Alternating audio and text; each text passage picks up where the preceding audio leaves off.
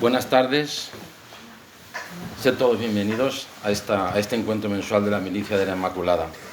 Para los que no lo sabéis, la Milicia de la Inmaculada es una asociación internacional de fieles católicos fundada por San Maximiliano María Kolbe, fraile franciscano conventual, en 1917 en Roma, con el fin de ganar al mundo entero y cada alma para el corazón de Cristo, para luchar contra el mal y contra los enemigos de la Iglesia, ofreciendo su propia vida y este apostolado enteramente a la Inmaculada.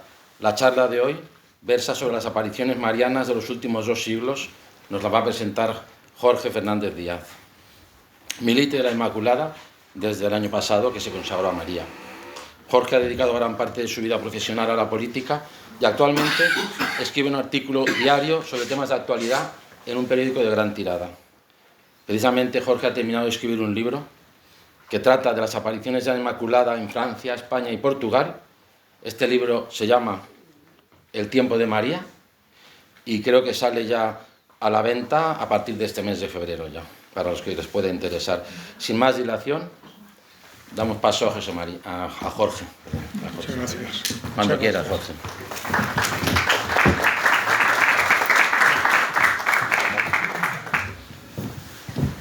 Buenas tardes.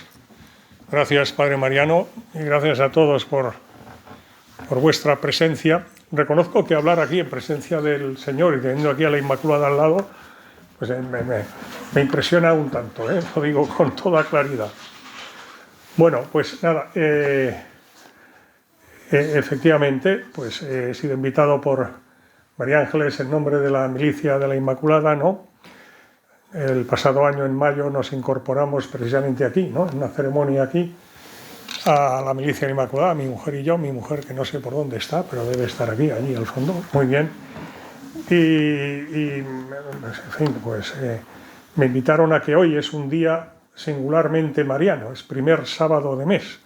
Lo voy a comentar luego también aludiendo a las apariciones de Fátima, porque por desgracia está demasiado poco presente la devoción de los 5 primeros sábados de mes, siendo así que tiene una importancia muy grande. De hecho, me atrevo a decir que es como un seguro de vida eterna.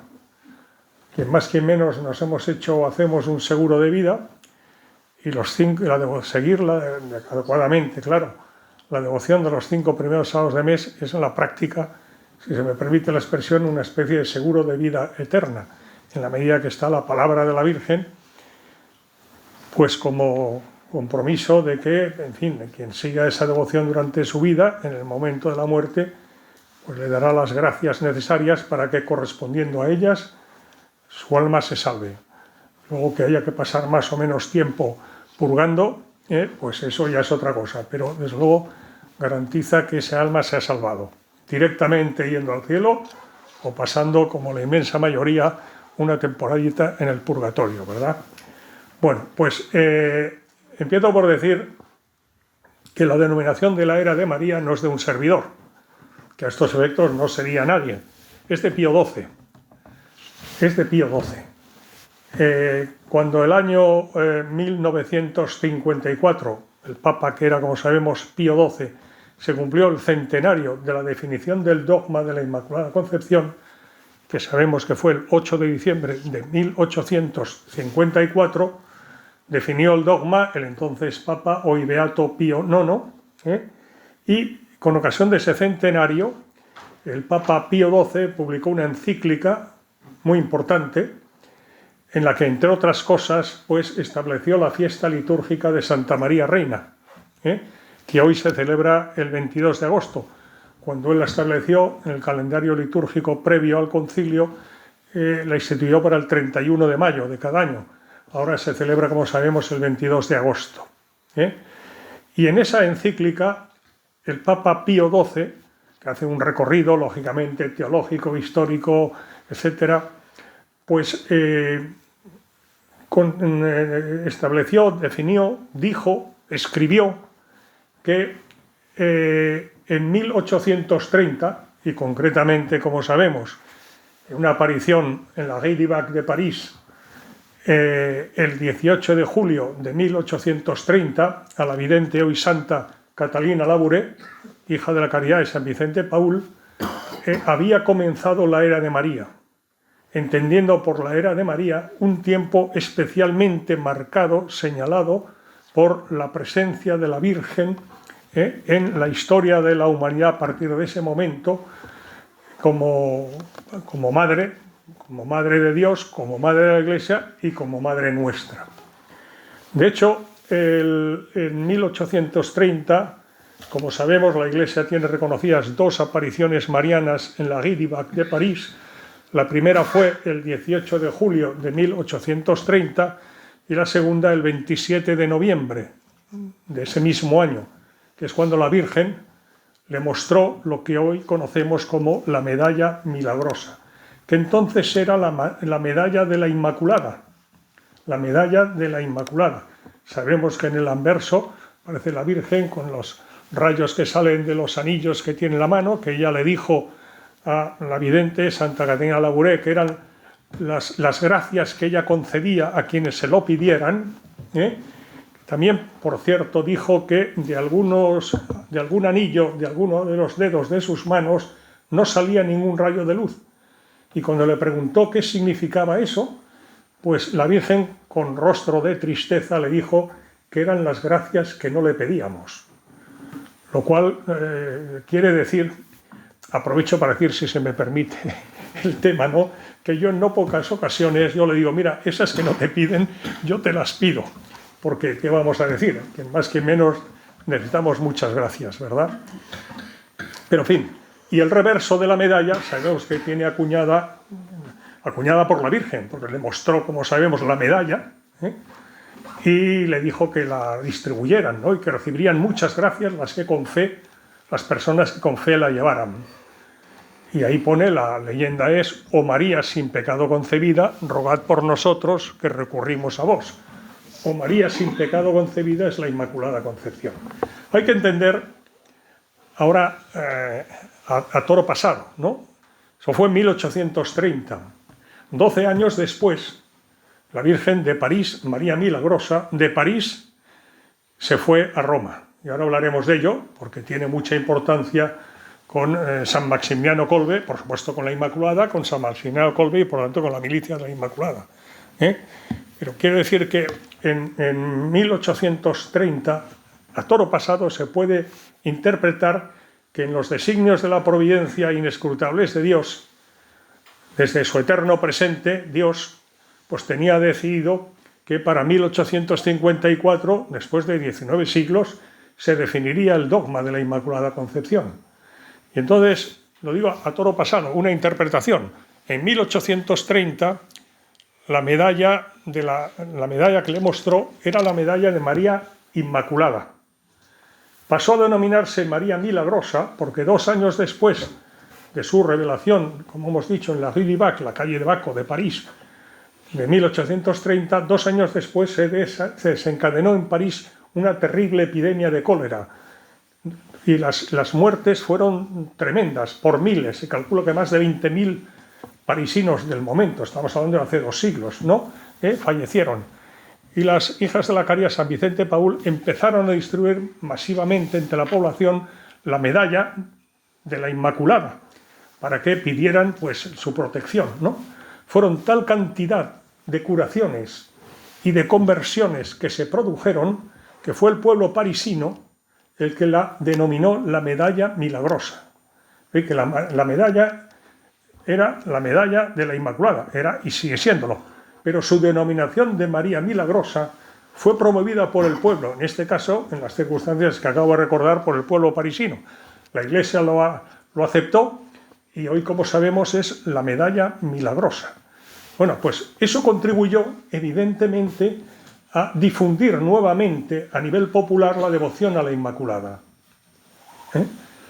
Y digo que a toro pasado lo que he comentado porque 12 años después María Milagrosa se va a Roma y el 20 de enero de 1842, 1830, 1842, son 12 años, pues se le aparece en la iglesia de San Andrea del Frate. Traducido al italiano sería San Andrés de los arbustos, ¿no? sin duda, al parecer en aquella zona que ahora está al lado de la Plaza España de Roma, donde está el primer monumento a la Inmaculada, pues que había muchos arbustos por aquella zona hace siglos atrás, ¿no? Bueno, pues ahí en la iglesia esta de San Andrea del Lafrate, ese día 20 de enero de 1842, se le apareció a un joven judío de 27 años que se llamaba Alfonso de Ratisbona, profundamente anticristiano, y le convirtió instantáneamente. Es el primer milagro, y si no me corrige el padre Mariano, me atrevo a decir que creo que es el único, que la Iglesia ha reconocido como conversión espiritual milagrosa desde los tiempos apostólicos. De hecho, el joven Alfonso Ratisbona, emparentado con la familia de los Rothschild, en fin, era muy conocido. Y su conversión instantánea, cuando por ser conocido era también conocido su profundo anticristianismo, entre otras cosas, azuzado porque un hermano suyo, Teodoro, se había convertido y ordenado sacerdote. Y entonces él, pues ya su no cristianismo pasó a ser anticristianismo. El caso es que ese día, repito, allí la Virgen se le apareció como María Milagrosa encima del altar entonces, una capilla lateral de la iglesia dedicado al arcángel San Miguel, y como dijo después él, no me dijo nada y lo entendí todo. Fue un acto, en fin, está muy descrito y muy desarrollado en la historia, ¿no? La conversión de Alfonso, que añadió a su nombre entonces María, Alfonso María de Ratisbona. Se ordenó jesuita, el Papa Gregorio XVI le recibió a los 10 días por el impacto que causó aquel acontecimiento en la Roma del momento, y en junio, 6 meses después, el cardenal vicario del Papa de Roma, que era todavía capital de los estados pontificios, sobre la que era el soberano temporal, pues el Papa, ¿no? Pues definió la conversión de Ratisbona como milagrosa. Es decir, que fue un acontecimiento. Entonces, 30 en París, una ciudad importante. A continuación se va a Roma, la capital, pues en fin, de los estados pontificios todavía en ese momento, no había llegado a 1870. Cuanto la devoción a la Inmaculada rebrotó. Y 12 años después, 30, 42, 54, el Papa Pío IX define el dogma de la Inmaculada Concepción. Aprovecho para decir, porque es historia, no es una opinión mía, obviamente, que el Papa hoy beato Pío IX, cuando definió el dogma, decidió que el primer monumento a la Inmaculada estuviera en Roma, repito, capital de los estados pontificios y capital del corazón de la Iglesia, la Basílica de San Pedro, etcétera, ¿no? Residencia del Papa, y que quería que estuviera en la Plaza de España, escrito por él, escrito por el Papa Pío IX, en honor y agradecimiento a la nación española, dice, la nación que más ha luchado y trabajado y rezado a lo largo de los siglos para que pudiera amanecer el día en que se viera definido el dogma de la Inmaculada Concepción de María. Esto no son palabras mías, son palabras del Papa. Y entonces, en honor a España, quiso que en la Plaza de España de Roma estuviera, como está, como sabemos, el primer monumento a la Inmaculada Concepción. Bueno, pues allí, en 1842 se le aparece al hebreo Ratisbona y le convierte instantáneamente. Luego él entenderá que la misión que le ha encargado la Virgen tiene mucho que ver con la conversión del pueblo judío al que él pertenecía, y dejó la compañía de Jesús a buenas, ¿no?, para ir a Tierra Santa con su hermano, que acababa de fundar una familia religiosa llamada, y que todavía subsiste, las Hijas de Sion. Las Hijas de Sion, que tienen por misión básica rezar por la conversión del pueblo judío. Y luego ayudar a todo lo que puedan, lógicamente, al pueblo hebreo y demás y tal. Pero rezar por la conversión del pueblo judío. Lo digo porque es muy significativo. Sabemos que en los designios de la providencia no hay meras coincidencias. La casualidad no existe para Dios. Existe en el lenguaje coloquial nuestro normal, el azar, la suerte, la mala suerte, la casualidad. Pero como dijo el Papa San Juan Pablo II el día que sufrió el atentado a manos del turco Ali Akka, coincidiendo con la fiesta de la Virgen de Fátima, 13 de mayo del año 81, Dirá después, un año después, en Fátima, cuando fue a darle gracias a la Virgen por haberle salvado la vida, que dijo aquello que una mano disparó el arma y otra mano materna guió la bala por el interior de su cuerpo. Sobre eso diré una cosita, una experiencia personal yo. Pero vamos, lo de San Juan Pablo II. Y dirá, y añadió, el 13 de mayo del 82 en la Cova de Iría, tenía que producirse el atentado contra el Papa, coincidiendo con la fiesta de la Virgen de Fátima, para que la Iglesia y el Papa miráramos al mensaje de Fátima. Puntos suspensivos. Porque lo repitió varias veces y lo escribió hasta su partida al cielo el primer sábado de mes, fecha mariana, 2 de abril de 2005. Dirá, porque en los designios de la providencia no hay meras coincidencias. Y un Papa tan santo y mariano como San Juan Pablo II, entre comillas, se pasó a ser también el Papa de Fátima, hará una consagración de Rusia al Inmaculado Corazón de María el 25 de marzo, solemne, del 25 de marzo, día de la Encarnación del año 84, y parece que en el cielo esa consagración no cayó mal. Ahora que estamos con lo de Ucrania y la guerra, y que si el 2% del PIB de la OTAN, de cada país para financiar la OTAN, etcétera, sin mediar ninguna violencia ni entre la OTAN ni la OTAN comunista del momento, que era el Pacto de Varsovia. Primero, el 9 de marzo del año 89, se derrumbó sin violencia ninguna el muro de Berlín, que dividía la Europa comunista de la Europa occidental. Y, o casualidad, ¿verdad?, comillas, el día de la Inmaculada Concepción del año 91 se desplomaba y desaparecía como un castillo de naipes la Unión Soviética. El día de la Inmaculada Concepción. No olvidemos que el corazón, el Inmaculado Corazón de María, es a quien se consagra según el mensaje de Fátima, el Inmaculado Corazón de María es el corazón de la Inmaculada Concepción. Y el día de la Inmaculada Concepción, 8 de diciembre del año 91, la Unión Soviética, sin disparar ni un misil, ni un balín entre la OTAN y la OTAN comunista, que era el Pacto de Varsovia, desapareció primero el muro de Berlín y después la Unión Soviética. He querido insistir en esta idea porque creo que en los tiempos actuales, en donde estamos viviendo además, y cada día lo estamos viendo en la televisión y leyendo los periódicos, etcétera, ¿no?, que la guerra en Ucrania, Rusia y tal, en fin, que la Virgen, en el mensaje de Fátima, que ahora comentaré, dentro de la era de María, pues precisamente la Virgen vino, para lo que vino el 13 de mayo del 17, a Fátima en Portugal, ¿no?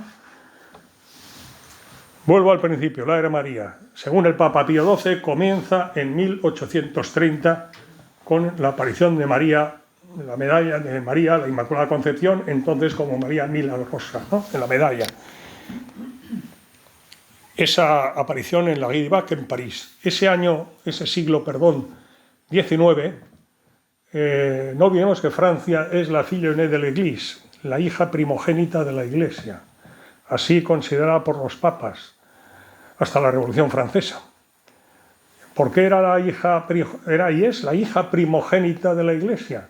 Por la conversión del rey de los francos Clodoveo el día de Navidad del año 496. Le siguió como segunda hija de la Iglesia en la historia de la humanidad, pues España, con la conversión de Recaredo, que era rey de los visigodos del momento, arrianos, y su conversión el 8 de mayo del año 586 en el tercer concilio de Toledo en España. Bueno, llega la Revolución Francesa. La revolución fue francesa y no alemana o española o tal, porque el diablo ataca más a los mejores. Y sabía precisamente que Francia, como hija primogénita de la Iglesia, pues estaba especialmente bendecida por la Virgen. Y se cebó. Y Francia, pues, cayó en la tentación. Y vino la Revolución Francesa a finales del siglo XIX, como sabemos, ¿no? Del siglo XVIII, perdón, 1789. Pues en el siglo XIX, la Virgen Madre, y que os voy a decir a las numerosas mujeres que estáis aquí, madres, abuelas y futuras madres, en fin, ¿no?, como madre, pues acude en auxilio de sus hijos cuando ve que están especialmente necesitados de ayuda, ¿no? Y bueno, y Francia, hija primogénita de la Iglesia, y la Virgen es madre de la Iglesia, pues acude en socorro de Francia. Por eso aparece en París, en 1830. Y a continuación, en Francia, también se aparece en 1846, las apariciones de la Salette, de una gran importancia desde el punto de vista de la teología de la historia, porque lo que ahí la Virgen de la Salette llorando el 19 de septiembre de 1846 le dice a los dos videntes, los niños pastoriños, Melanie y Maximin, de 11 y 10 años, les dice por qué llora y lo que va a pasar, etc. Debo decir que todo se cumplió después exactamente, exactamente. Por ejemplo, que el emperador de los franceses, Napoleón III, sobrino de Napoleón Bonaparte, había traicionado al Papa, porque la misión de Francia desde su primogenitura era ser el apoyo temporal, político, militar de la Iglesia para preservar los estados pontificios. Y Francia había sido leal a esa misión desde el siglo V, finales del siglo V, hasta 1870, de tal manera que había una guarnición militar muy importante en Roma, capital de los estados pontificios, durante siglos.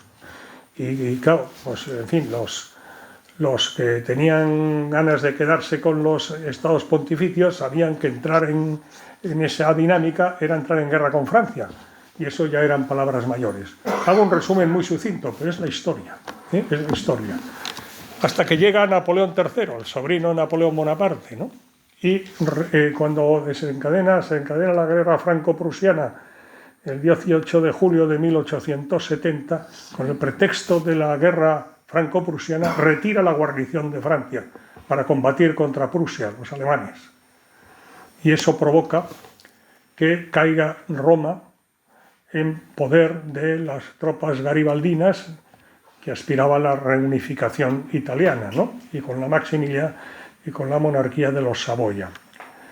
Le había dicho a la Virgen en 1846 que el emperador, que le transmitiera ellos, los niños, al Papa, que era entonces, en 1846, acababa de ser nombrado Pío XI, pero había fallecido ese año Gregorio XVI, que no se fiara del Papa, porque le traicionaría, y que Dios le castigaría por su traición. Pues fijaros, el 2 de septiembre de 1870, que ya había retirado la guarnición francesa de Roma, el emperador Napoleón III, en la batalla de Sedan, es derrotado Napoleón III, repito, sobrino de Napoleón Bonaparte, en la batalla de Sedan. Es derrotado.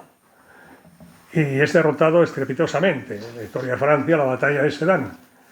Y es enviado al exilio en Londres. Pierde su imperio napoleónico y es enviado ahí. Pocos días después, el 20 de septiembre de 1870, caerá la Puerta Pía de Roma y se produce pues la caída de los estados pontificios, y el Papa se considerará prisionero y se encerrará hasta 1929 en el Vaticano. En 29 se firman los acuerdos lateranenses entre el Reino de Italia y el Papa, en virtud de los cuales es reconocido con soberanía temporal el Estado de la Ciudad del Vaticano, tal como lo conocemos hoy. Pero durante 59 años, desde el año 1870 hasta 1929, pues el Papa no salió del Vaticano, porque era Roma y por lo tanto era del Reino de Italia, ¿no? Y el Papa no aceptó aquello, ¿no? Y los sucesivos papas, hasta 1929, pues estuvieron allí. ¿Cuándo se firmó los acuerdos lateranenses, que en la historia de la Iglesia tienen una gran importancia? Otra casualidad, comillas. El 11 de febrero de 1929. 11 de febrero es la Virgen de Lourdes, la Inmaculada Concepción. Está en la historia de la Iglesia que cuando el secretario de Estado, en nombre del Papa, que era entonces Pío XI, firmó los acuerdos, en nombre del reino de Italia firmó el primer ministro, que era Benito Mussolini. El rey era Víctor Manuel II de Saboya. Y le dio las gracias por haber elegido para la firma de esos importantes acuerdos para la Iglesia, que hubieran elegido el Día de la Virgen de Lourdes. Y está reconocido en la Iglesia como Mussolini dijo que no tenía ni idea y que él no había establecido esa fecha para nada, etc. Bueno, lo cierto es que arriba, ¿verdad?, sí que sabían esa fecha, y otra vez la Inmaculada, el Día de la Virgen de Lourdes de 1929. Bueno, a continuación, en esa constelación de mariofanías que el siglo XIX pobló Francia, y todas reconocidas por la Iglesia, viene una que conocemos todos, nada más y nada menos que Lourdes, en 1858. Hacía 4 años que había sido definido el dogma de la Inmaculada Concepción, pero fue tan importante para la Iglesia, sin duda, pero al parecer también para el cielo, claramente, que la Virgen quiso venir para decir que ella era la Inmaculada Concepción. Es decir, que lo que ya no era solo una cuestión de fe, una verdad de fe divinamente revelada, es lo que es un dogma católico, ¿no? La Virgen tiene reconocidos por la Iglesia 4 dogmas marianos. ¿Sabemos? El primero, la maternidad divina de María; el segundo, la virginidad perpetua de María, virgen antes, durante y después del parto; el tercero, el dogma de la Inmaculada Concepción; y el cuarto, que será el hasta ahora último, el de la Asunción de la Virgen a los cielos, definido por el Papa Pío XII, precisamente el 1 de noviembre del año 50, ¿no? Bueno, pues la Virgen de Lourdes. La Virgen vino, y como sabemos, el día de las 18 apariciones que tuvo a Santa Bernadette, desde el 11 de febrero del 58 hasta el 16 de julio del 58, fiesta de la Virgen del Carmen, pues fueron 18, en la correspondiente al 25 de marzo, fiesta de la Encarnación, ya le dijo que ella le había preguntado que quién era, y en la gruta de Masabiel, ¿no? Y le dije, la Virgen no decía, luego le dijo, ya te lo diré, y ese día le dijo, je suis l'Immaculée Conception. No he sido concebida inmaculada, no, soy. O sea, la Inmaculada Concepción subsistente, no contingente. Yo soy la Inmaculada Concepción. Y vino a confirmar ese dogma mariano, pues en Francia también, y en el siglo XIX. A continuación, otra aparición mariana en Francia del siglo XIX, muy importante, aunque aquí relativamente desconocida, es la de Pontmain, en la Bretaña francesa, enero de 1871. Iba por el 7º mes la guerra franco-prusiana y Francia había perdido. Y el Estado Mayor prusiano tenía decidido una invasión en toda regla que iba a significar no solo la derrota militar, sino que iba a ser una desgracia absoluta para Francia. Bueno, y entonces en 17 de enero de 1871, en esa localidad Pontmain, donde estaba preparada ya las primeras divisiones prusianas para comenzar la invasión del territorio, ya había sido derrotada. Ahora querían, una vez que estaba derrotada, pues digamos arrasar con Francia. Entonces, historia. Pues se aparece la Virgen y dice a unos niños que recen el rosario y que pidan por Francia, que su hijo, el Señor, la quiere ayudar. Bueno, se cumplió lo que dijo la Virgen. Y está en la historia que el Estado Mayor prusiano, al día siguiente, suspendió la invasión prevista. Y que todavía, a día de hoy, cuando se analiza la historiografía, se ve que el Estado Mayor prusiano no acaba de entender, ni el ejército prusiano entendió, pues quién dio esa orden, porque estaba todo previsto. Claro, en la ecuación no ponen que, mire usted, o casualidad, ¿verdad?, se había aparecido la Virgen allí y había pedido eso, lo habían cumplido y la invasión fue suspendida. Es una iglesia allí preciosa, muy bonita, y está reconocida por la Iglesia, la aparición de Pontmain. Y la siguiente y última relevante de las mariofanías del siglo XIX en Francia era de María, es Pelvoisin, que es la única que hasta ahora no estaba reconocida por la Iglesia, y que la Iglesia el año pasado con las nuevas normas de discernimiento de estas mariofanías, como sabemos, pues la ha reconocido. La máxima reconocimiento que hace de momento es el Nil Obstat, ¿no? Bueno, pues se lo ha concedido a Pelvoisin, de tal manera que Hedibac, La Salette, Lourdes, Pommem, Pelvoisin, todas están reconocidas por la Iglesia. Esto es lo que hace referencia a Francia. Si pasamos a España, empiezo por decir que España, en fin, es tierra de María. Juan Pablo II, Papa Santo y Mariano, lo sabemos, en su despedida de España, su última visita apostólica que hizo, algunos la recordaréis y seguramente alguno habrá estado allí, como estuvimos nosotros, el 3 y 4 de mayo de 2003, donde en la Plaza de Colón de Madrid canonizó a 5 santos: San Pedro Poveda, San José María Rubio, Santa Ángela de la Cruz, Santa Genoveva Torres y Santa Maravillas de Jesús. Y las canonizó hoy un santo, San Juan Pablo II. Y en su despedida, allí dijo: España, tierra de María. España, tierra de María. Dijo más cosas, pero de manera muy especial hizo un canto a la nación inmaculista por excelencia, como había definido el Papa Pío IX, como hemos recordado, cuando definió el dogma de la Inmaculada: España, tierra de María.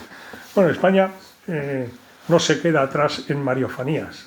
Otra cosa es que, por desgracia, a diferencia, por ejemplo, de Francia, donde todas han sido reconocidas por la Iglesia, pues de España, al igual que Pelvoisin fue reconocida el año pasado con esas nuevas normas de discernimiento, España ha tenido la primera también revelación de mariofanía del siglo, en este caso del siglo XX, reconocida por la Iglesia, que fue en Chandavila, en Badajoz. Les comentaré. Lo digo porque en junio del año pasado, o sea, hace unos meses, la Santa Sede reconoció con el Nil Obstat de las apariciones de Chandavila.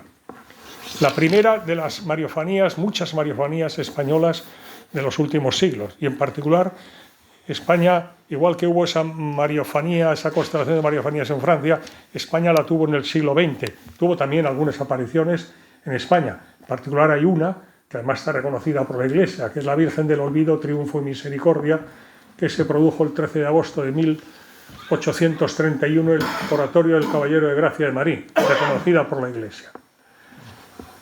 El siglo XX, las mariofanías de España más significativas, de las muchas, hasta ahora no había ninguna reconocida por la Iglesia. Ahora desde el año pasado ya hay una, que es Chandavila. Comenzó una muy singular, Chauchina, en Granada, el lunes santo 9 de abril del año 1906.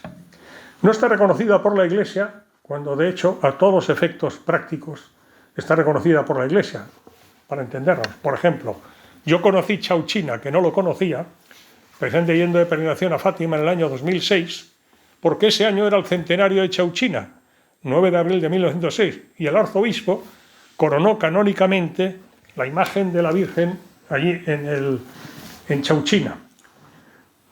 Me interesé por el tema, etcétera, y hicimos la primera, con mi mujer que está por aquí, pasamos el puente de la Inmaculada en Chauchina, y bueno, pues la he estudiado, la he visitado en varias ocasiones, la conozco. Aprovecho para decirlo porque es una aparición muy significativa. El lunes santo 9 de abril de 1906. Y además, lo que le prometió a la vidente, una mujer anciana ya, muy enferma y muy humilde, lo que le prometió se cumplió absolutamente. Lo que le prometió se cumplió. Entre otras cosas, le dijo a Rosario Granados Martín que tiene la vidente abierto su proceso de beatificación, otro signo más. O sea, el arzobispo que la corona canónicamente en el DAL. Es fiesta local en el municipio de Chauchina, el 9 de abril, por la aparición de la Virgen. La vidente tiene abierto su proceso de beatificación, tiene un santuario precioso, en fin, que tiene cofradías. Y bueno, en la historia de Granada parece ser que hasta 1906 el municipio de Chauchina tenía fama de ser el más conflictivo por las rivalidades y peleas que había entre los vecinos y demás. Y resulta que pone la historia que a partir de aquel momento y hasta hoy, sorprendentemente, Chauchina es una localidad en la que da gusto estar, ¿no? Bueno, tiene unas procesiones con la Virgen del Espino, le llaman porque se apareció la Virgen sobre un pincho, sobre un chumbo de estos, ¿no? Un cactus, y coloquialmente, pues en Granada ahí le llaman la Virgen del Pincho, la Virgen del Espino, es la Virgen Dolorosa. Le dijo a la vidente, Rosario Granados Martín, bueno, de entrada ella tenía que ir apoyada en una silla porque tenía unas úlceras cancerosas en una pierna que le impedían caminar.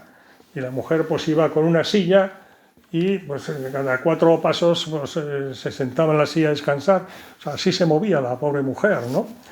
Bueno, pues de repente ese día se le apareció allí una mujer, como dice ella, de repente, una mujer vestida de negro, luego sabe que es la Dolorosa, se apareció como la Dolorosa, habló con ella y le dijo que fuera al cementerio, que tenía que decirle cosas y tal, ¿no? Bueno, está la historia, ¿no? Que muchos vecinos de Chauchina se sorprendieron cuando de repente vieron a esa mujer que iba corriendo, pero bueno, ¿dónde va esta mujer? Tenía que ir con una silla al lado y tal, o sea, bueno, se le apareció en el cementerio de Chauchina, que está todo esto ahí puesto de una manera muy bonita, muy cuidado y todo, y de momento le dijo, ella le dijo, mire, señora, no sé quién es usted, pero es que perdone que me he pedido ahora que me traigan aquí a otra silla para sentarme porque me canso. Y, bueno, total, que le dijo, no te preocupes. Automáticamente las vendas y todo lo que tenía que cubrían sus llagas ulcerosas, cancerosas de una pierna desaparecieron instantáneamente. Fue así.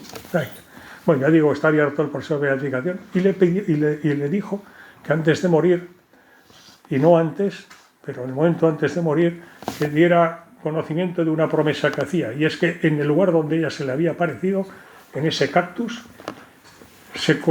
viviría una comunidad de religiosas que adoraría al Santísimo y rezaría al Santísimo Rosario mucho. Falleció Rosario Granados Martín y en 1926 se fundó un convento de clarisas capuchinas que todavía existe, clarisas capuchinas. Magniria, la madre priora, se llama Madre Montserrat. Yo le pregunté un día, madre, ¿es usted de familia catalana? Y dice, no, lo que pasa es que éramos 13 hermanos y ya mis padres al final, el único nombre que les quedaba, tenía muchas hermanas, y siempre es simpático, ¿no? Pero que quiere decir que existe ese convento de clarisas capuchinas en Chauchina que hacen adoración diurna todos los días al Santísimo y se van relevando rezando el Santísimo Rosario. Y en el lugar donde se apareció ella está la iglesia, el presbiterio y una placa de boca. El 9 de abril de 1906, claro, que en un municipio ahí perdido en Granada y tal, que se iba a vivir una comunidad religiosa, que iba a edificar un templo, que iba a dar... Bueno, para mí usted se cumplió absolutamente y sigue hoy, y además con una gran devoción popular y bueno, y todo, vamos, ya digo, esto fue Chauchina. No tiene el Nil Obstat, pero como diría aquel, con perdón, ni falta que hace, porque en fin, las obras son amores, ¿verdad? Pero en fin, después de 1906 las mariofanías en el siglo XX en España era de María. Yo me atrevo a destacar precisamente la de, bueno, antes de llegar a Chamdavila, la de Umbe, antes de Umbe, que fue el 41, en el 31 Ezquioga en el corazón del País Vasco, donde nacerá la ETA después, en 1931, recién instaurada la Segunda República el 14 de abril, y al día siguiente de las elecciones constituyentes para las Cortes de la Segunda República, que fueron el 28 de junio de 1931, pues se apareció la Virgen Dolorosa a unos niños también. Tuvieron tal impacto en la España del momento, ya estaba en la Segunda República recién, por tanto, claro, esas cosas al gobierno de la Segunda República pues le hacían relativa gracia. En las hemerotecas está, incluso con fotografías de la época, que se llegaron a concentrar algún día en las laderas de lo que es hoy Ezquio, se llama Ezquio el municipio, la ladera del monte, donde tal, se llegaron a reunir casi 100.000 personas. Es decir, fueron tal multitud de gentes las que se acercaron allí y siguieron las apariciones y demás, que hubo incluso un debate en las Cortes sobre Cioga, las apariciones de la Virgen de Cioga. Está en la historia. E intervino Manuel Azaña, que era entonces el presidente del gobierno, del Consejo de Ministros, y dijo que había que acabar con Ezkioga. Que había que acabar con Ezkioga. Y lo cierto es que nombró un gobernador civil de su absoluta confianza, y la persecución que tuvo Ezkioga fue tremenda. El obispo, ¿cómo se llama? El obispo de Vitoria al momento, que era la diócesis a la que pertenecía Ezkioga, aunque era el corazón de Guipúzcoa, era y es el corazón de Guipúzcoa, entonces pertenecía a la diócesis de Vitoria, Mújica. El obispo Mújica estaba exiliado en Francia por ser contrario al régimen de la Segunda República, ¿no? Bueno, parece ser que hubo, bueno, en todo caso, los hechos son que el obispo Mújica regresó, no negó la sobrenaturalidad de las apariciones, y las apariciones de Ezkioga del año 31, bueno, año 31 y persistieron hasta el año 34. Hay un libro que se llama El Libro Negro de Ezkioga, la portada es negra, escrita por un fraile capuchino del momento del padre Amado Burguera, que él lo cuenta, es así, y es estudio teológico, pastoral, histórico y tal de los hechos de Ezkioga. Es un libro que, desde luego, está escrito con una profundidad documental. No están reconocidas por la Iglesia, pero está en la historia de España del siglo XX de manera importante y significativa. Año 31 empezaron. 10 años después, también en el País Vasco, y en este caso a 10 kilómetros de Bilbao, en Vizcaya, Umbe.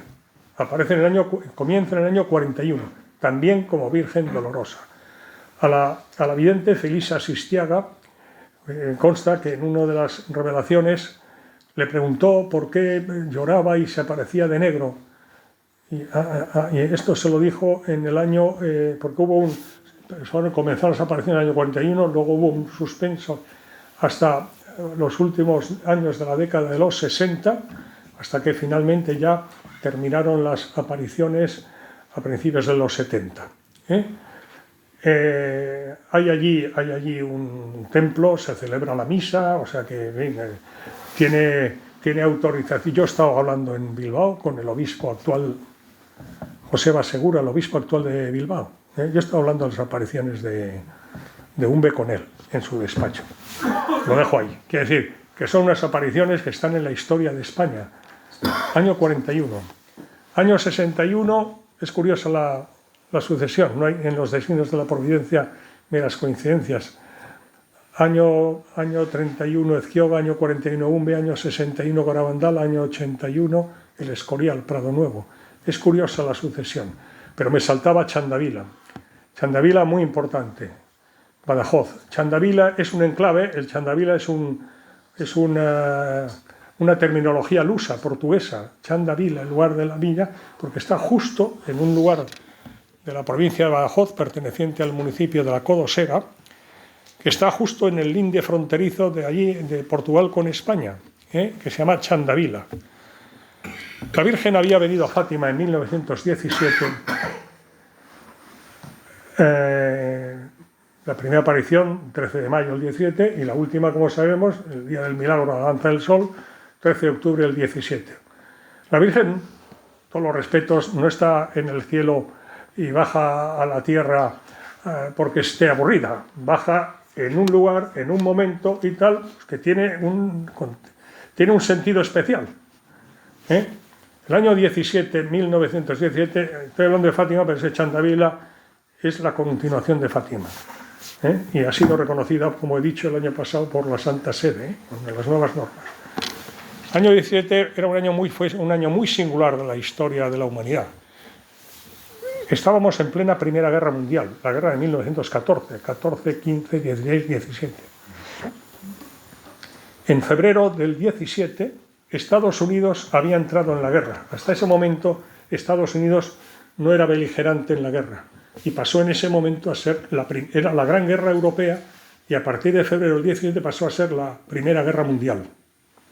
En marzo del 17, el zar de Rusia, de la dinastía de los Romanov, fue derrocado. Una revolución liberal que unos meses después, en el Octubre Rojo, esa revolución pasó a ser la revolución bolchevique y Rusia se convirtió en la Unión Soviética. O sea, año 17, Primera Guerra Mundial. Cuarto año de la Primera Guerra Mundial.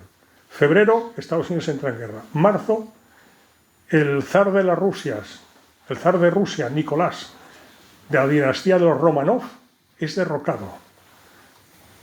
Hay un masón que asume la presidencia interina, y en octubre, el Octubre Rojo, pues esa revolución, los bolcheviques triunfan sobre los liberales que gobernaban hasta ese momento, y es la revolución bolchevique. Claro, y en ese contexto la Virgen viene el 13 de mayo del 17. Y el mensaje que dará el 13 de julio del 17 a los tres pastoriños, Jacintita, Francisco, hoy canonizados como saben, son los dos hermanos, y Lucia, reciben el mensaje, 13 de julio del 17, que las guerras, porque le piden, como estaban en la guerra, y el año 16, el año anterior, el gobierno masónico de Portugal había incluido a Portugal en la Primera Guerra Mundial. Y entonces cada fin de semana llegaban a los pueblos de Portugal los ataúdes con los cadáveres de los jóvenes soldados que habían muerto en la guerra de las trincheras, la guerra de los gases venenosos, es decir, ¿no? Y entonces está en los anales de Fátima, ¿no?, que las mujeres le piden a los niños, y en particular a Lucia, que si es la Virgen, la Blanca Señora, que le diga cuándo acabará, por favor, la guerra, porque les está pasando eso, que tiene a sus hijos, a sus padres, a sus hermanos en los frentes de guerra y están sufriendo, ¿no? Entonces ese día la Virgen le contesta a los niños que esa guerra acabaría pronto, 13 de julio del 17, esa guerra acabaría pronto, pero que, y esto es lo importante, las guerras son consecuencia de los pecados de los hombres, y si no había conversión, vendría otra guerra mayor, la que será la Segunda Guerra Mundial. Y que, sin duda, desde el eterno presente Dios sabía que de conversión no iba a haber nada. Fueron los felices 20, el intermedio, sabemos, del final de la Primera Guerra Mundial y el comienzo de la Segunda, en el 39, ¿no? La primera acabará en los Tratados de Versalles del 19, y el 1 de septiembre del 39 empieza la Segunda Guerra Mundial. En ese interregno de los felices 20, de conversión no hubo, parece que demasiada, ¿no? Pero, sin duda, teniendo desde el eterno presente de Dios información la Virgen de lo que podía significar esa Segunda Guerra Mundial, prometió una gracia, aunque no hubiera conversión, una gracia, que era la consagración de Rusia a su Inmaculado Corazón por medio del Papa en comunión con todos los obispos del mundo. No pidió la consagración de Stalin, ni del presidente de Estados Unidos, pidió la consagración de la Iglesia por medio del Papa. Fijaros que él lo hizo el 13 de mayo del 17, y Juan Pablo II el 13 de mayo del 82, en Fátima dice, cuando había coincidido el atentado un año antes, lo que hemos comentado, dice, tenía que producirse el atentado ese día para que la Iglesia y el Papa, humildemente el Papa, miráramos al mensaje, y es cuando hizo esa consagración que hemos recordado el Papa Juan Pablo II, el 25 de marzo del 84, que significó la desaparición de la Unión Soviética, nada más y nada menos, y la caída del muro de Berlín, que dividía, insisto, la Europa comunista de la Europa occidental. Bueno, pues el año 17 dijo eso, esta guerra acabará pronto, pero si no hay conversión, esa guerra acabó pronto, el año siguiente, en el año 1918, sorprendentemente desde el punto de vista político y militar, el Estado Mayor alemán solicita el final de la guerra para que haya una negociación y declara que abandona las armas. Eso fue el 9 de noviembre de 1918.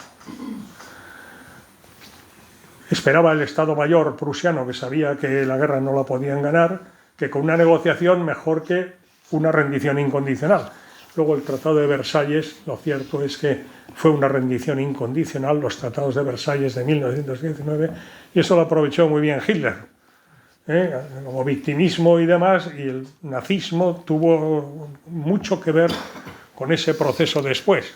Eso no justifica para nada al nazismo ni a Hitler, quiere decir que él astutamente lo aprovechó eso, pero los hechos son los que son, ¿no? Bueno, entonces la Virgen había venido para evitar la Segunda Guerra Mundial. Pues mira qué casualidad. En Chandavila, en esa linde prontevida, la Segunda Guerra Mundial en Europa acaba el 8 de mayo del 45. El 8 de mayo del 45. Y unos días después la Virgen se viene a España, pero en el límite con Portugal, pero en terreno de territorio de España, provincia de Badajoz, Chandavila, y se aparece la Virgen a una jovencita y le dice que la paz no es solo la ausencia de guerra, que requiere de humildad y de perdón.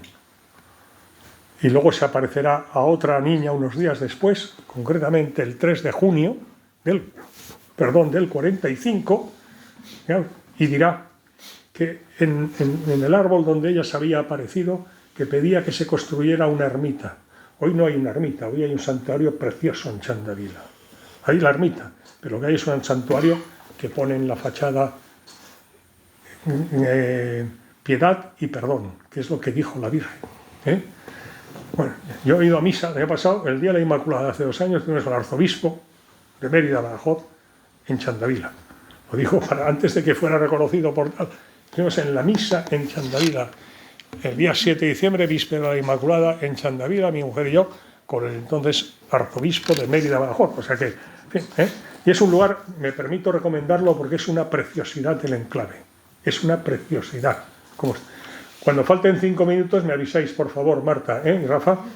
Bueno, entonces, aunque me gustaría que hubieran 5 o 10 minutos por si hay preguntas. Entonces, fijaros, pidió eso, y luego el 3 de junio, que se aparece a otra niña, dice que cada 3 de septiembre, y lo dice el 3 de junio del 45, cada 3 de septiembre se celebre allí, donde se ha aparecido ella, una misa de campaña. Una misa de campaña es una misa militar, y además estábamos en el año 45, porque la Segunda Guerra Mundial acabó en Europa, pero no había acabado en Indochina. Estados Unidos estaba en guerra contra el Imperio del Japón. El día que el emperador de Japón declaró tras las bombas atómicas sobre Hiroshima y Nagasaki que lanzó Estados Unidos el 6 y el 9 de agosto del año 45, el día de la Virgen de la Asunción, otra casualidad, el 15 de agosto del 45 el emperador de Japón dijo que abandonaban las armas. El 15 de agosto, o sea que en Europa terminó el 8 de mayo. Se había suicidado Hitler, claudicó el Tercer Reich, en fin. Pero en la Segunda Guerra Mundial no había todavía, había dicho eso el emperador, pero no se había firmado la paz. El final, la rendición incondicional del Imperio del Japón ante el general MacArthur y su Estado Mayor se produce a bordo del acorazado Missouri atracado en la bahía de Tokio el 3 de septiembre del 45. Y el 3 de junio del 45 había dicho que cada 3 de septiembre allí se celebrara una misa de campaña pidiendo por la paz. Debo decir que desde el 3 de septiembre del 45, cada año, y eso está garantizado por la historia, me lo ratificó el arzobispo, todo, cada año se celebra esa misa de campaña, con masiva asistencia. El 3 de septiembre, desde el año 45, que la Virgen dijo en Chandavila, había dicho, pero fijaros, el 3 de junio del 45, o sea, ella viene allí justo cuando en Europa pues acaba la Segunda Guerra Mundial. Y por desgracia, como no se le había hecho caso, no se había hecho la consagración ni había habido conversión, pues se desencadenó el 1 de septiembre del 39. Y cuando se ha firmado la rendición incondicional del Tercer Reich, el 8 de mayo del 45, el 27 de mayo viene para decir que la ausencia de guerra no es la paz, que la paz... Y pide una misa de campaña cada 3 de septiembre del 45. Bueno, estas apariciones, como digo, están reconocidas por la Iglesia con el máximo rango que ahora las nuevas normas de discernimiento tienen. España. Año 41 fue Feliz Asistiaga y decía que en una de las revelaciones, como la Virgen lloraba y se aparece también como Virgen Dolorosa, en Chandavila también como Virgen Dolorosa, en Chauchina también como Virgen Dolorosa, y le dice que por qué llora y se aparece de negro y no como, y le comentó, y no como en Lourdes que te apareciste de blanco como la Inmaculada y tal, ¿no? Y lo que le comentó la Virgen, le dijo: hija mía, en ningún sitio me tratan tan mal mis hijos como en mi querida España. Yo lo dejo ahí. Yo lo dejo ahí. Lo cierto es que Francia tiene reconocidas todas las mariofanías que he glosado sumaria y someramente del siglo XIX, y España las que tiene el siglo XX. Hasta el año pasado no ha habido un primer reconocimiento de una. Año 61, Garabandal. Bueno, en fin, Garabandal. Es la única del siglo XX en la que la Virgen se aparece no como Dolorosa, sino se aparece como la Inmaculada, pero ella con este, ¿cómo se llama? El escapulario en el brazo y tal, diciendo que es la Virgen del Carmen. Se apareció, los hechos de Garabandal, sabemos, en la aldea Cántabra de San Sebastián de Garabandal. Se apareció, comenzaron con una revelación del Arcángel San Miguel, la Virgen Reina de los Ángeles. Y entonces, igual que en Fátima, en el año 16, el Ángel de la Paz, Ángel de Portugal, como se definió a sí mismo, se estuvo apareciendo a los niños para prepararles, anunciarles que iba a venir la Virgen, ¿no? Pues igual en Garabandal, el año 61, el 18, domingo 18 de junio del 61, viene nada menos que el príncipe de la milicia celestial, el Arcángel San Miguel. Y les anuncia que va a pasar tal, ¿no? Y el día 1 de julio del 61, que era sábado, se les volvió a aparecer para anunciarles que al día siguiente, como así fue, domingo 2 de julio del año 61, se aparecería la Virgen. Curiosamente, o casualidad, siguiendo a San Juan Pablo II, ¿no? En el calendario litúrgico del momento, ese día era la fiesta de la visitación de la Virgen. Y el Evangelio del día es el Evangelio de San Lucas, que comenzaba: y en aquellos días se fue la Virgen con prisas a la montaña. Santander es la montaña, los santanderinos son montañeses. San Sebastián de Garabandal está en el corazón de la montaña. Y resulta que el primer día que se aparece la Virgen es el día de la visitación de la Virgen a su prima Santa Isabel en Canadá, que el Evangelio del día dice, empieza: en aquellos días se fue la Virgen con prisas a la montaña. Todos son casualidades, como, en fin, ¿no? Bueno, la Virgen, es claro, ¿no? ¿Cuánto tiempo me queda? Lo que te has pasado, pero son las 8 ya. Bueno, pues nada, es que da para mucho, da para mucho, porque la Virgen estuvo revelándose a las niñas, a Conchita, Jacinta, María y Cruz, durante todo el Concilio Ecuménico Vaticano II. Si en los designios de la providencia no hay meras coincidencias, pues es evidente que el mayor acontecimiento eclesial del siglo, pues resulta que la Virgen estaba en Garabandal. Lo dejo ahí, si luego hay tal.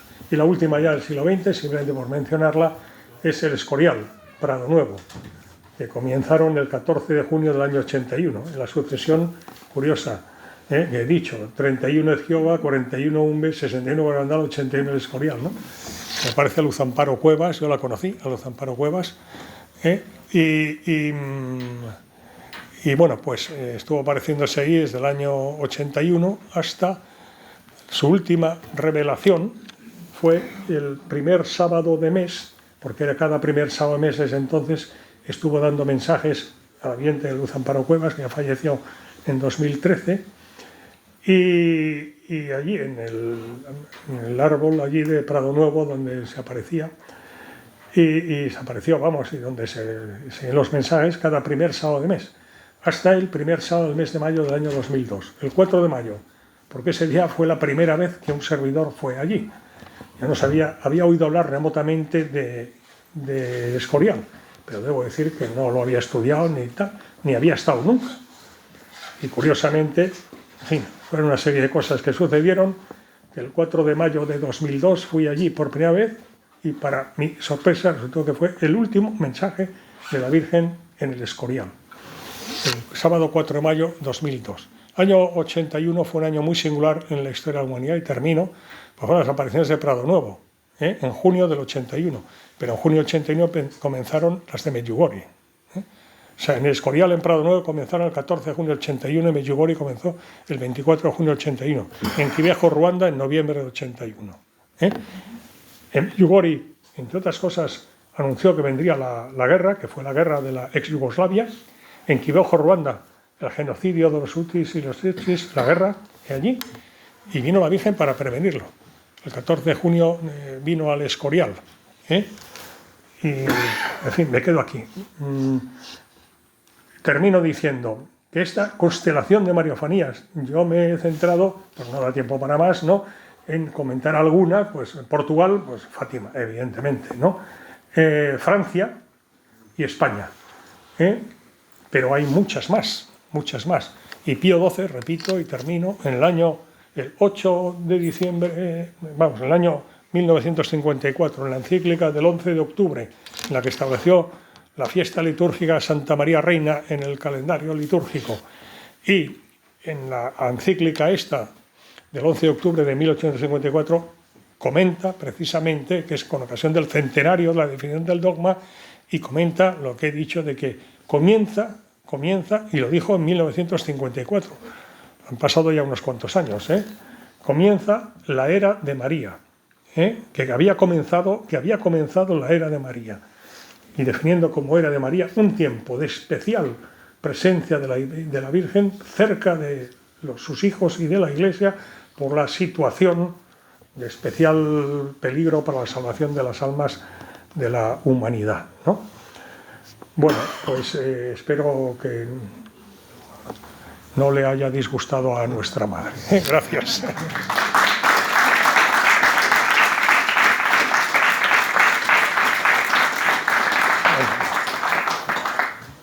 O sea, habrá una segunda parte. Sí, No, si me invitáis, sí. Hombre, es que pretender resumir en una hora, pues es imposible, pero es que la Iglesia, la Iglesia considera que en los dos últimos siglos, desde la Revolución Francesa marca un antes y un después en la Iglesia. Marca un antes y un después en el occidente cristiano y en la humanidad. Hay un antes y un después. La Revolución Francesa, y ya hablaremos de eso otro día si procede, ¿no?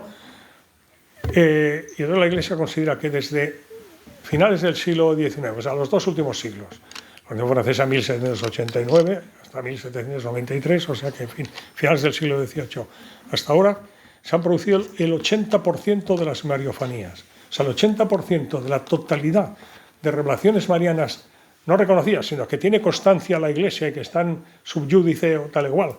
Desde entonces se han producido, en los 2000 años, en la bimilenaria historia de la Iglesia, se han producido el 80% en los dos últimos siglos. Y el Papa, como he dicho, Pío XII, dijo que estábamos en la era de María, que había comenzado en la Guidibac en 1830. Muchas gracias, Jorge, por Bueno. venir. Nos ha encantado. Te invitaremos otra vez para que continúes. Y creo que es muy importante lo de la era de María, porque... No, perdona, María Ángeles, que por eso he dicho que no es una definición mía, es que es del Papa Pío XII. Sí, pero que es muy importante porque, si os dais cuenta, ahora es como el tiempo de la mujer, ¿no? En la sociedad, ¿no? Y entonces es como contrarrestar a María lo que está pasando. Entonces nosotros tenemos que mirar a María, que es la mujer, nuestro ideal como mujer, no lo que está sucediendo ahora. Entonces yo creo que esa es la era de la mujer, el tiempo de la mujer, pero de esta mujer, ¿no? Bueno, Jorge, pues nada. Continuamos en la sala, si queréis, de tertulia. ¿Sí, alguna pregunta? Mira. Bueno, como estamos en el primer sábado de mes, yo me... Pero gracias por decirlo, porque se me olvidaba. Empecé por ahí y se me... Gracias.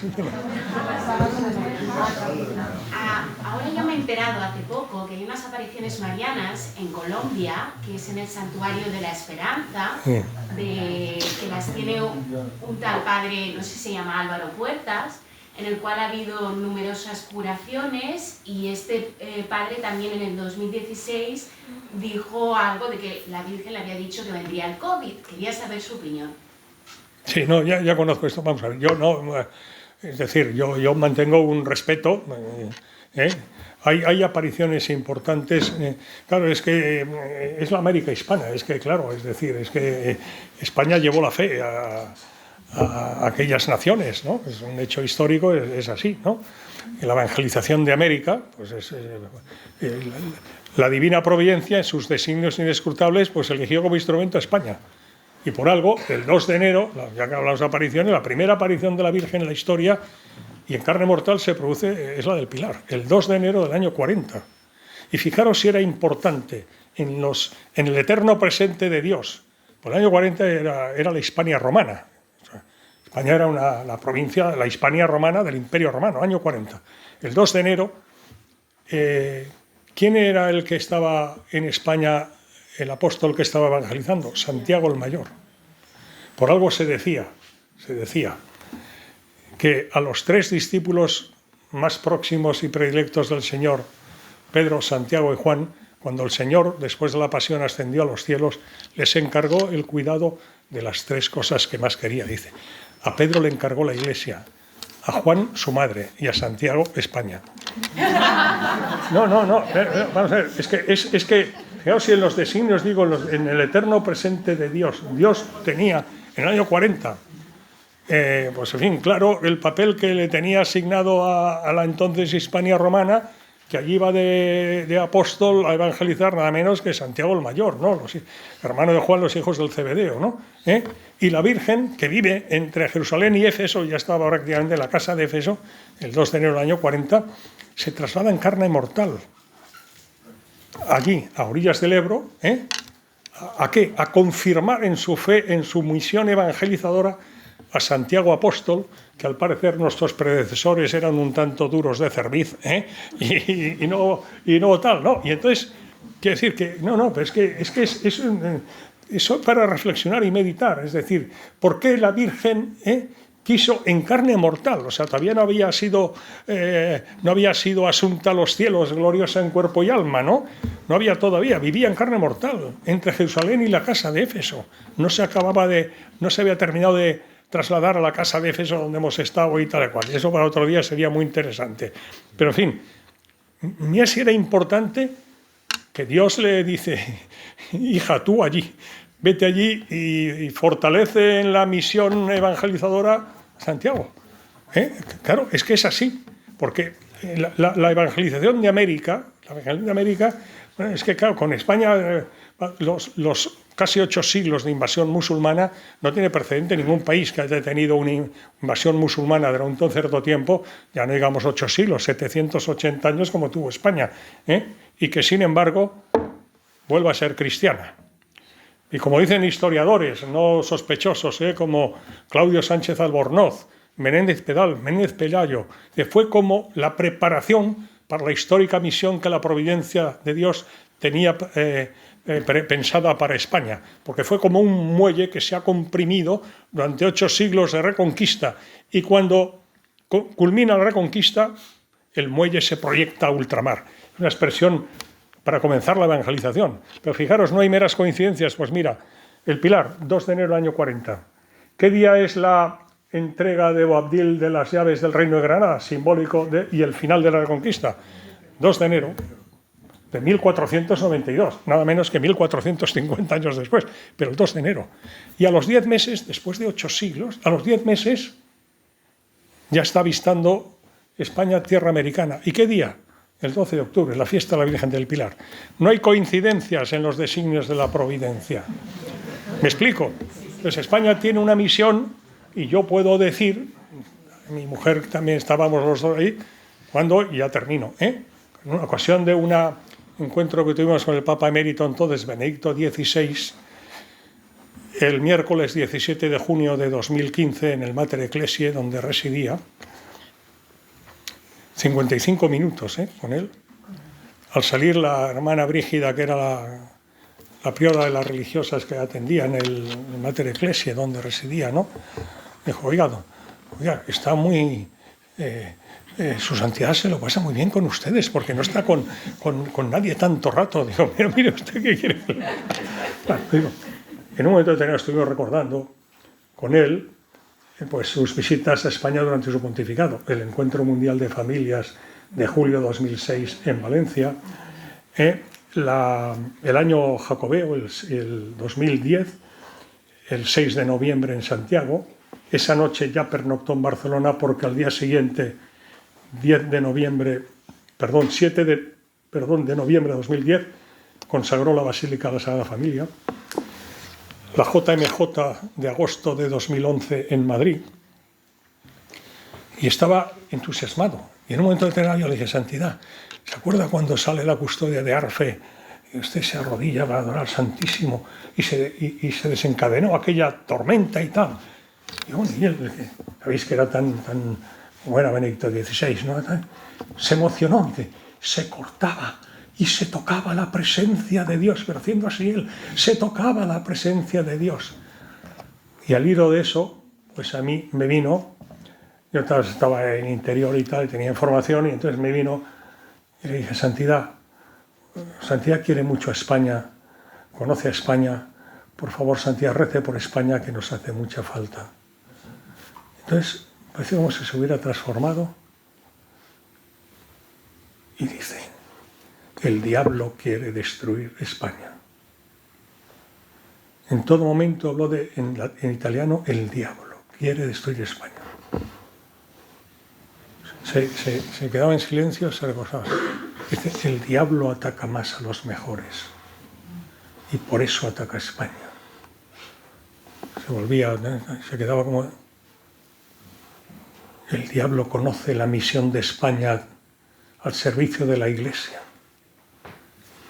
Y entonces, sin solución de continuidad, fue diciendo la evangelización de América por España. El papel de España durante la Contrarreforma. La persecución religiosa de los años 30 del pasado siglo. Digo literal, porque hay un acta de esto. La Providencia quiso que hubiera un acta de esta, que la tiene un servidor. Y entonces, cuando pensé que había acabado ese capítulo, dice, y como en el Evangelio del próximo domingo, era miércoles 17 de junio de 2015, en el momento oportuno, el Señor actuará. Tenga confianza, el diablo no destruirá España. Con mi mujer y conmigo nos había acompañado un monseñor de la Curia, es actualmente el nuncio de santidad ante la FAO y demás organismos multilaterales, o sea que es un diplomático vaticano muy español y amigo nuestro, y había sido un cargo muy significativo en la Santa Sede durante su pontificado. Concretamente, él es diplomático vaticano y actualmente nuncio, como digo.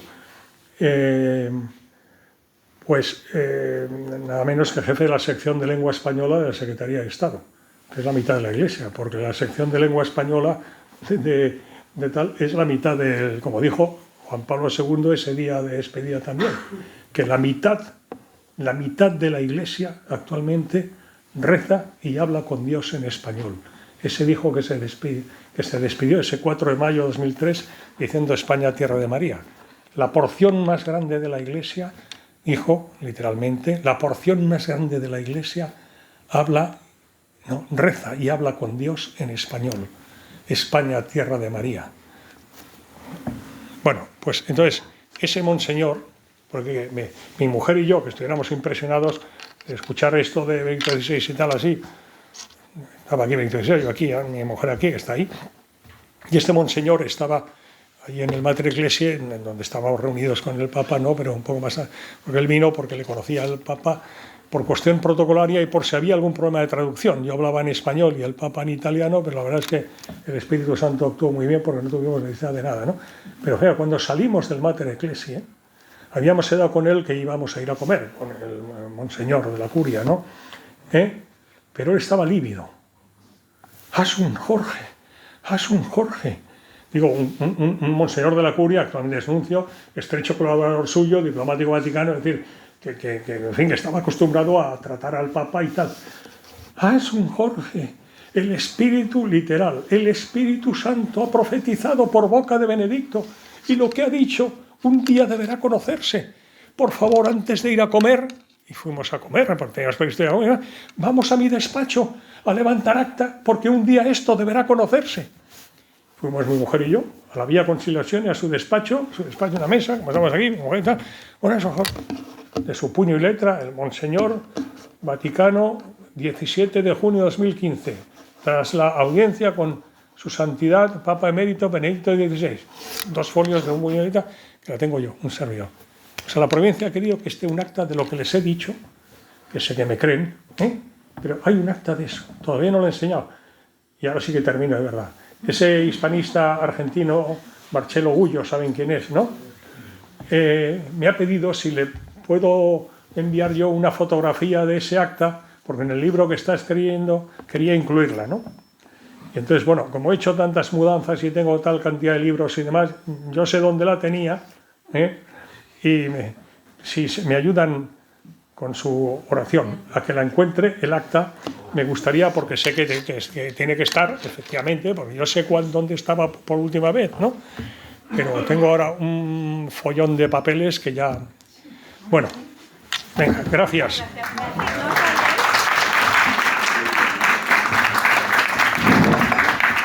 Terminamos con un... Muchas gracias, Jorge, y nos ha ayudado más a amar a María y amar a España. Tierra de María. Tierra de María. Y de María Inmaculada.